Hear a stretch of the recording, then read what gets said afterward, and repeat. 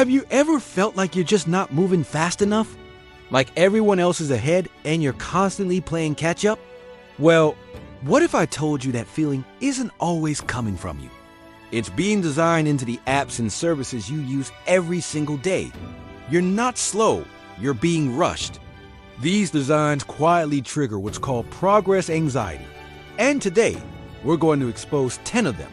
First up, the classic. Your streak is slipping. You see this in language apps, fitness trackers, everywhere. You've been logging in for 30 days straight, and then you miss one. Suddenly, you get a notification warning you that your streak is in danger. It feels like a helpful reminder, right? But it's not really about motivation. It's about pressure. It frames consistency not as a personal goal, but as a fragile achievement you're about to lose. The fear of breaking the chain becomes the primary driver, not the actual activity you are trying to build a habit around. It turns a positive routine into a source of anxiety. Next, we have the others are ahead tactic. You finish a lesson, and a leaderboard pops up showing your rank 5,000 out of 10,000 users. Or you see a progress bar that says, you're in the top 50%, but 10,000 users have already completed this module. This isn't just friendly feedback. It's a deliberate design choice called ranking. It pits you against an anonymous crowd, making you feel like you're in a race you didn't even know you were running. Your personal journey is suddenly reframed as a competition. The focus shifts from your own learning and growth to how you stack up against others. It taps directly into our social comparison instinct, making us feel inadequate if we're not at the top. Number 3 is the guilt-tripping catch up now. Maybe you haven't opened an app in a few days, and you get a notification that says, you've fallen behind. Catch up now to get back on track. This language doesn't just suggest you've paused. It implies you failed. The phrase catch up automatically puts you in a position of deficit. It's not encouragement. It's a guilt trigger. It makes you feel like you've done something wrong by taking a break or moving at your own pace. Instead of inviting you back gently, it shamans you back, creating a negative association with the very thing it wants you to do. Fourth on our list is the countdown of doom. Time's running out. You see this everywhere in e-commerce.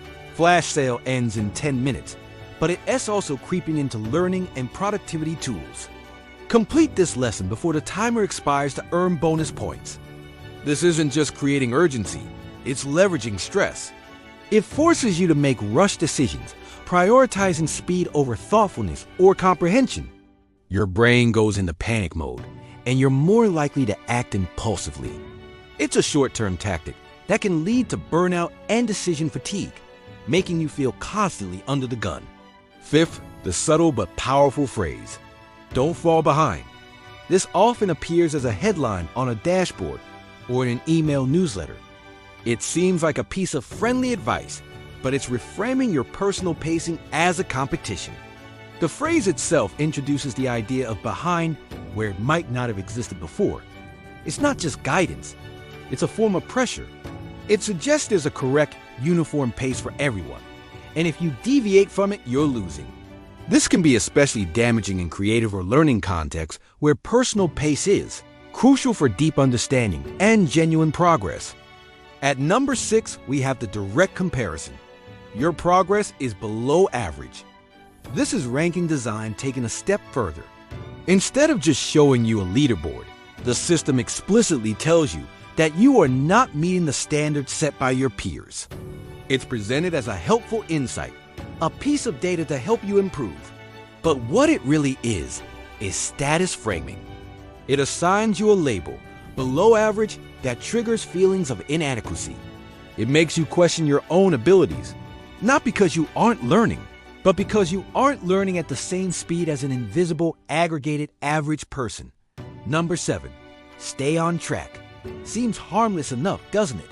It sounds supportive, like a friendly guide. But think about the underlying message. It implies that there is a single predefined track and that you are in constant danger of veering off it. This creates a subtle fear of slipping up. It's not really about support. It's about control. The design wants to keep you on a specific path, engaging in a specific way, to meet its own metrics. It discourages exploration or taking a break, framing any deviation as a mistake that needs correcting. True support will be about helping you find your own path, not forcing you onto a predetermined one. Coming in at number 8 is Keep Your Momentum. You've just finished a few tasks in a row and the app cheers you on.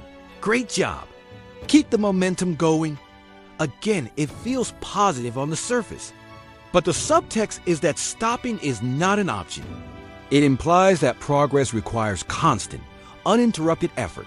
This isn't encouragement. It's a recipe for exhaustion. True productivity and learning involve cycles of effort and rest.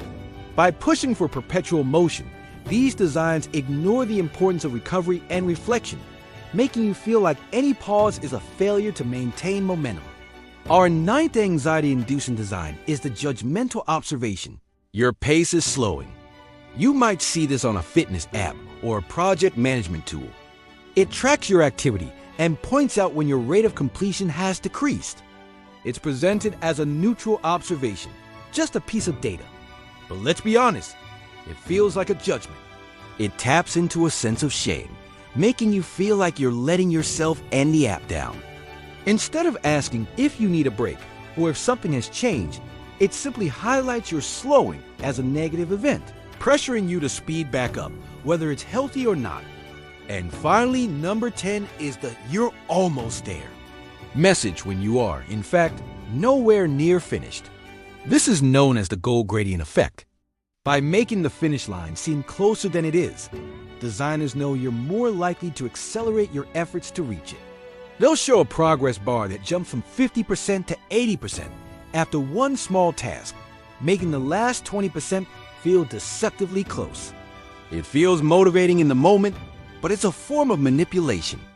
It distorts your perception of the work remaining, and when that last 20% turns out to be a huge amount of work, it can lead to frustration and a feeling of being misled. So there you have it, 10 designs that are quietly engineered to make you feel like you're falling behind. These tactics aren't accidental. They are deliberately built to hijack our psychology, to keep us engaged, clicking, and anxious.